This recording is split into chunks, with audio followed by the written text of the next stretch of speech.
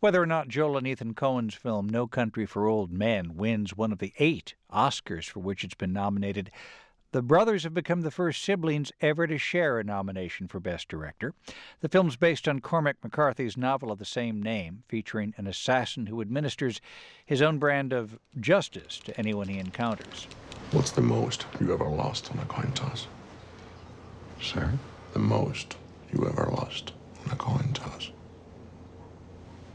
I don't know. I couldn't say. Call it. Call it. Yes. For what? Just call it.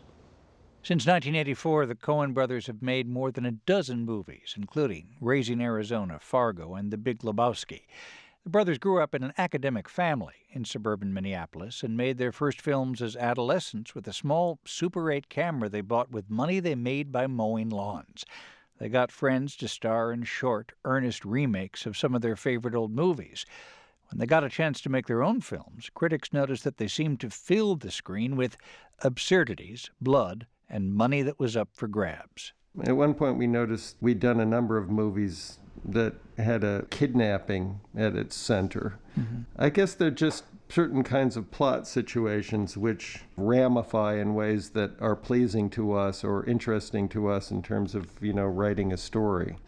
And if you kind of gravitate towards crime stories as we do, money's usually involved. Just the skeletons of crime stories tend to resemble each other. When you talk about the appeal of crime stories, is the identification always with the victim or the perpetrator? Is there a part of us, and maybe you, the filmmaker, that invites the intellectual exercise of figuring out how to get away with something? I think that's part of the fun in crime stories. It's also almost a, often remarked and commonly sort of held opinion that the villains are often the more interesting characters in these kinds of stories, or at least are as interesting. We've tended in the past to make most of our villains numbskulls, which I think is a more accurate reflection of reality to a certain extent. We think of the guys in Fargo, certainly. That isn't the case with No Country for Old Men, but part of your reaction as an audience member is you do want, often in crime stories, you do want the perpetrators to get away with it. By the way, that was Joel Coen speaking first, then Ethan, then Joel again. In a business famous for rivalry and backbiting, come to think of it, what business isn't, the Coen brothers are known for their seamless working relationship. Not even that they can finish each other's sentences.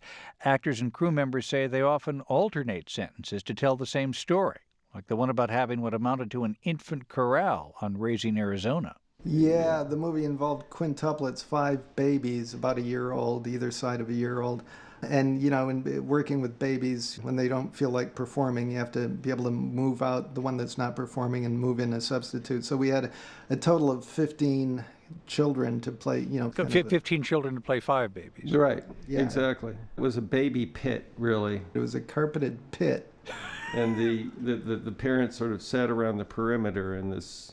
And every now and then we would reach into the pit to bring out you just grab a limb and haul out a new baby.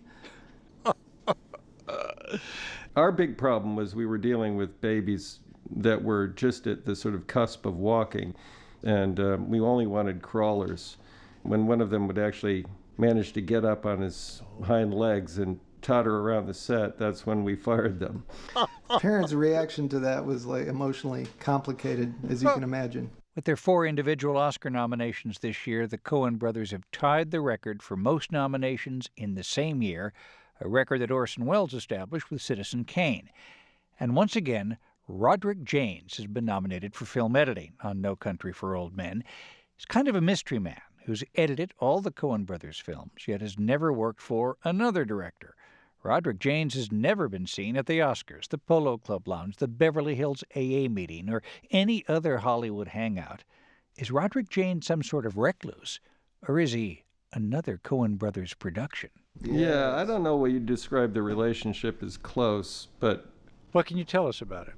He's old. Must be in his late 80s now. He lives in Sussex, in England. Yeah, okay.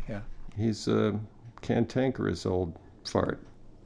And if you win the Oscar, do you intend to bring Roderick Jaynes up there to join you? He was nominated once before for Fargo, so we do go back with him. And the Academy asked that question because you're not allowed to accept by surrogate. Yeah. I can't remember how we resolved it then, since Roderick Jaynes doesn't travel, and they haven't asked now, so I don't quite know what we're going to do. Well, congratulations to him, too. I'm sorry he couldn't join us for this interview. We'll pass it along. Ethan and Joel Coen, speaking from their office in New York. Their latest film, No Country for Old Men, has been nominated for 8 Oscars overall. The brothers and Roderick Jaynes have been nominated for 4.